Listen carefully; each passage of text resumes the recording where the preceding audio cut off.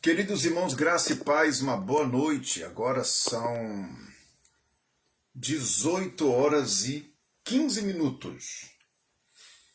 Antes que dar o intervalo de irmos para o culto, eu vim aqui rápido para deixar para vocês aqui uma explicação ou tirar uma dúvida de uma situação que está ocorrendo dentro dos contextos bíblicos e que, por sinal, são dúvidas que eu não quero nem citar como dúvidas, mas são interpretações que talvez algumas pessoas interpretam do seu bel prazer. Eu estou me referindo de 2 de Samuel, capítulo 9, quando a Bíblia vai falar sobre um episódio muito marcante de 2 de Samuel, capítulo 9. Quando Davi estava já rei nas terras de Jerusalém, quando ele lembrou da promessa que ele fez para Jonatas, que era o amigo particular, o amigo pessoal dele, e que, por sinal, era o filho de Saul, que Davi tinha um carinho muito grande pela amizade com Jonatas. Como que os anos já haviam passado, Davi no passado ele fez uma promessa para Jonatas, que ele cuidaria dos filhos de Jonatas caso Jonatas morresse. Da mesma forma, Jonatas também jurou que cuidaria dos filhos de Davi caso Davi morresse. Porém, como nós sabemos, o caso foi ao contrário. Não foi Davi que havia morrido, foi Jonatas. Então, Davi precisava cumprir a promessa que havia feito para Jonatas cuidar de seus descendentes. Um belo dia, Davi estava no seu palácio e de repente ele bateu a saudade. Lembrou do seu amigo e também da promessa. Nesta feita, a Bíblia diz que Davi perguntou aos seus soldados, aos seus empregados, se porventura tinha alguém ainda que soubesse do paradeiro de Saul, ou se soubesse, por incrível que pareça, que alguém dentro da província ou dentro do seu reino tinha alguém que era influente da época de Saul. O comentário correu como pólvoras. Procure alguém urgentemente que tenha alguma notícia dos parentes de Saul, até chegar nos ouvidos de um homem chamado Ziba. Nessa feita, Ziba foi apresentado a Davi. Na entrevista, Ziba disse, Davi perguntou para Ziba, porventura és tu a pessoa com quem tem relatório, que tem notícias sobre a família de Saul? Na altura do campeonato, Ziba disse, sim, de fato, eu sou Ziba, sou servo teu. Essa expressão de Ziba, dizendo para Davi que é servo teu, aqui eu já tiro um pouco de credibilidade inicial sobre Ziba, pelo fato de que Ziba sempre foi servo de Saul. Ziba poderia ter dito para Davi, olha, eu era sim um servo em memória ao meu rei Saul, mas eu estou à disposição da sua majestade, a saber, o rei Davi, porque agora é o rei que está imperando na terra da Judéia. Mas Davi perguntou assim para Ziba, porventura tem algum vivo da casa de Saul, já que você era o copeiro, já que você era o homem responsável em cuidar do vinho da mesa de Saul? Nessa feita, Ziba disse, opa, tem alguém vivo. Notem que a pergunta que Davi fez para Ziba é se tinha alguém vivo da casa de Saul. A resposta de Ziba teria que ter sido essa. Sim, majestade, tem um que está vivo, sim. Se porventura Davi perguntasse mais, a minha resposta seria contundente. Mas Ziba mais do que sagaz, ele disse: tem um vivo. Tem um vivo. Porém, é aleijado de ambos os pés. Quando Ziba disse para Davi que tem um da casa de Saul que está vivo, porém aleijado de ambos os pés, aquilo para Davi foi como se fosse uma tapa de luva. Foi como se fosse jogando um balde de água fria na fogueira, chamado expectativa, no coração do rei Davi. Por que Ziba jogou na cara de Davi que Mefibosete era aleijado de ambos os pés, sendo que Davi não perguntou o estado físico de Mefibosete? Haja visto que o nome Mefibosete não era este. Ele nasceu chamado Meribe-Baal. Meribe-Baal, neto de Saul, filho de Jonatas. Porém, quando aconteceu o episódio da invasão dos filisteus a Jerusalém, ao acampamento de Saul nas terras de Benjamim, a Bíblia diz que quando a Celina, que era a ama, a babá do menino, não aguentando pegar no colo por um ato de acidente, ela deixou o menino cair e veio quebrando-lhe os seus pés. Aí diz a Bíblia, ambos os pés do menino foram quebrados. Nessa feita, foi conhecido, passou-se a ser conhecido, Meribe-Baal, filho de Jonatas, passou a ser conhecido como Mefibosete. O nome Mefibosete significa minha vergonha, meu desprezo. Por quê? Fazendo uso e menção do seu acontecimento, do seu aleijão. Um detalhe importante. Ziba, ele respondeu para Davi que tem um vivo, porém aleijado. Ora, eu não sei se os senhores têm lembrança, mas quando Davi estava habitando nas terras de Hebrom, Davi precisava de ter um amparo, uma cidade murada, devido às suas grandes guerras e devido à sua família já estar começando a se desenvolver. Nessa feita, Davi disse, eu preciso de uma cidade murada para que eu venha habitar em segurança, tanto eu quanto minha família, meus filhos e os meus soldados. Nessa feita, a Bíblia diz que Davi foi procurar essa cidade murada e achou a antiga cidade chamada Jebus, que naquela época era habitada pelos cananeus. Mas a Bíblia diz que nessa feita, quando Davi foi entrar na cidade de Jebus, o líder dos cananeus, em cima do arauto da torre, ele dissera para Davi, Davi, você para mim é tão insignificante que eu não lutarei nessa guerra contigo, mas eu colocarei nos portões de Jebus os aleijados, cegos e coxos. Aquilo para Davi foi muito ultrajante, aquilo para Davi foi muito humilhante. Nessa feita, Davi ele colocou um decreto, aquele que conseguir invadir os muros de Jebus, eu o ovacionarei como general de toda a minha tropa. Nessa feita, quem é que consegue entrar? Joabe, o filho de Zeruia, aí o sobrinho de Davi.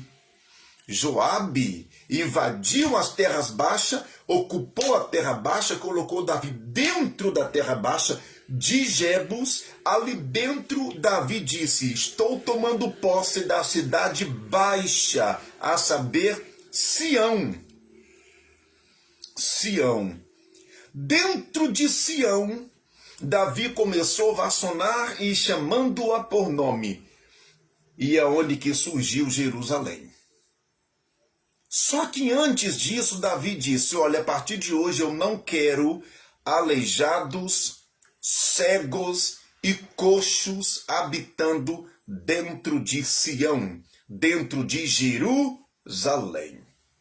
Tanto que na época de Jesus, em João capítulo 5, aparece Jesus curando cegos, aleijados, tanto que a Bíblia diz que uns deles estavam próximo ao muro e não poderiam entrar na cidade. Jesus, curando-os, disse: agora entra na cidade, porque Davi havia colocado um decreto no passado que não queria aleijados e coxos e cegos dentro de Sião, que é Jebus. Nessa feita, então vamos fazer o seguinte: jogue-os para fora dos muros de Jerusalém. Na época de Jesus, ainda estavam os aleijados, os cegos e coxos do lado de fora de Jerusalém. Decreto de quem? De Davi, há anos e anos atrás. Tudo bem. Quando Ziba disse para Davi que ainda existe que é um menino é aleijado, é bem lembrar a vocês que Ziba estava na caravana, na invasão de Jebus, aonde que Davi falou o decreto que não queria aleijados dentro de Jerusalém. Nessa feita, passa-se o tempo e vem Ziba dizendo para Davi: tem um filho do seu melhor amigo, e pasme, meu rei, é aleijado de ambos os pés. Ziba é um tipo de pessoa oportunista, não sagaz. Que coisa bárbara, que coisa... Enfim, a Bíblia diz que nessa feita, mais do que depressa, Davi mandou ir atrás de Mefibosete. E detalhe, Ziba deu para Davi o endereço. Mefibosete está habitando na casa de Maquir, filho de Amiel, das terras de Lodebar. Das terras de Lodebar. Terra de Lodebar. Maquir, filho de Amiel, das terras de Lodebar. Gente, durante esses períodos de vida, dentro de ministérios, eu já ouvi inúmeras pessoas, inúmeros pregadores, inúmeros cantores, até mesmo os pseudos famosos, que andaram gravando mensagens dizendo que Lodebar não presta, que Maqui era um mendigo, que Mefibosete era um mendigo, e que Lodebar é terra de miséria, e que Lodebar é terra de sequidão, e que Deus vai te arrancar de Lodebar. Mensagem de autoestima ou mensagens melancólicas que fazem o povo chorar. Isso é de feitio de pregador. Pregador itinerante tem a manha de fazer o povo rir e de fazer o povo chorar. Meio artístico. Porém, a Bíblia diz que nessa feita Davi mandou buscar Mefibosete, que estava nas terras de Lodebar. Eu ouço inúmeras pessoas falando que Lodebar é terra de miséria, irmão. Que Lodebar é terra de pobreza, irmão. E eu ouço pessoas dizendo que Maquir é um cara pobre, era um mendigo. Você entende? Deixa eu dizer aqui para vocês um detalhe impressionante.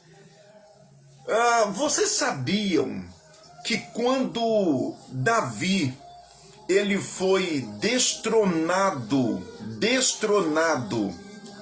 por... Quando Davi foi destronado por... Quando Davi foi destronado pelo seu filho, a saber, Absalão, a Bíblia diz que Davi foi habitar nas terras de Manaim. E isso que fica no território da tribo de Manassés Oriental.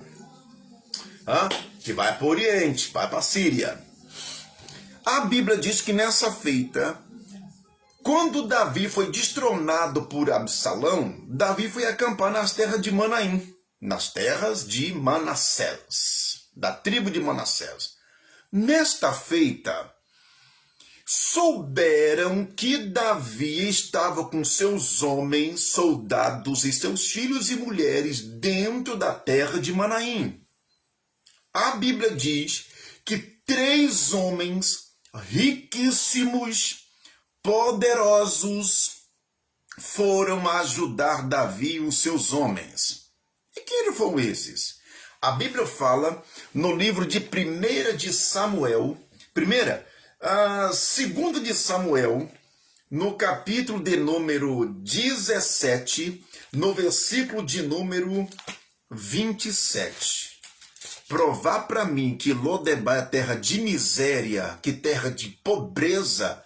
Não, desculpa a vocês pregadores que andam dizendo que Lodebar é terra de miséria e que Maquir, filho de Amiel de Lodebar, era um cara pobre. Deixa eu provar para você o que a Bíblia diz a esse respeito. 2 de Samuel, no capítulo de número 17, no versículo de número 27. A Bíblia vai provar para mim e para você que anda dizendo que Mefibosete era um mendigo e que Maquir de Lodebar era um mendigo e que Lodebar era uma terra de sequidão, terra de miséria. Olha o que diz a Bíblia. 3 fazendeiros poderosos vieram alimentar Davi e quase 517 mil bocas famintas. Está na Bíblia? Claro que está. 2 de Samuel, no capítulo 17, versículo de número 27, eu leio assim. Sucedeu que chegando Davi à terra de Manaim, eis que sobe filho de Naás, da terra de Rabá, dos filhos de Amon. Entre eles subiu também Maqui, filho de Amiel, da terra de Lodebar. Entre eles saiu também Barzilai, o gileadita. E os três trouxeram para Davi camas, está no plural, camas, bacias, vasilhas de barro, trigo, cevada, farinha, grão torrado, favas, lentilhas, também torradas. Levaram mel, manteiga, ovelhas, queijos de vacas e trouxeram a Davi e ao povo que com ele estava, porque eles para comerem, porque disseram, este povo no deserto está faminto, cansado e sedento. Falar para mim que Maqui, filho de Amiel de Lodebar, é o cara pobre? Falar para mim que Lodebar é terra de miséria, sendo que Maqui levou vacas? O cara era fazendeiro, irmão. Mel, o cara tinha um pecuário, irmão. Levou torradas, favas, feijão, o cara tinha lavoura, irmão. Feijão não dá no vento. Feijão não dá dentro de um prato, irmão. Feijão é plantado na terra, irmão. Maquir, filho de Amiel, da terra de Lodebar, o cara era próspero, irmão. Lodebar é terra muito próspera, irmão. Falar para mim que Lodebar é terra de miséria com tanta fartura, por favor, gente. Gente, vocês não têm que ser papagaio indo na cabeça do que esses pregadores e cantores falam, não, gente. Você tem que ter base bíblica. Foi por isso que Jesus disse, examinai as escrituras e não apenas leia, é para examinar. Eu não posso me calar a ouvir pregadores e cantores dizendo que Lodebar é terra de miséria. Como? Como que Maqui, filho de Amiel de Lodebar, da terra de Lodebar, levou para Davi feijão, favas, farinha, sementes, cereais, queijo. Queijo não faz com água, irmão, faz com leite, irmão. Queijo, ainda levou mais ainda. E ovelhas. Mas quem levou tudo isso? Naás, Maquir de Lodebar e Barzilai. Detalhe, esses homens estão famintos e sedentos. Mas que são esses homens? Quem é que estava com Davi em Manaim? Olha a Bíblia, 1 de Crônicas, capítulo 12, 29. Olha o que diz a Bíblia, 1 de Crônicas, capítulo 12, verso 29. Olha só a quantidade de boca que estava com Davi.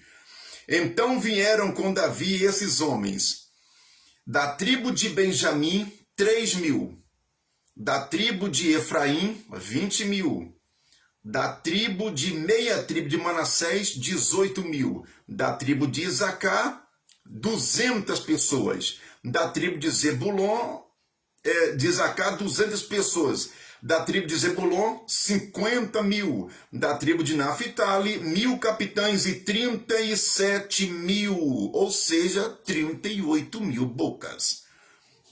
Da tribo de Danitas, 28.600, da tribo de Azer, 40.000, e 120.000 que veio com o pessoal de Manassés e com o pessoal dos Rubitas. Dá um total estimativo de 517.600 bocas famintas. Falar para mim que Lodebar é terra de miséria, irmão? Para que Maqui, filho de Amiel de Lodebar, ajudou matar a fome, sedentos e famintos, de 517.000 bocas famintas? Aqui em casa aqui é 5 e um cachorrinho. Para dar comida para 5 e um cachorrinho. Imagina 517.000 bocas famintas. Então, por favor, não comenta, não publica nada se você não tiver prova bíblica para tal coisa. Deus não chamou você para ser piolho e ir por cabeça dos outros. Deus chamou você para ser examinador. Examinar as escrituras. Lodebar nunca foi terra de miséria. Maquir nunca foi pobre. Eis é a dica.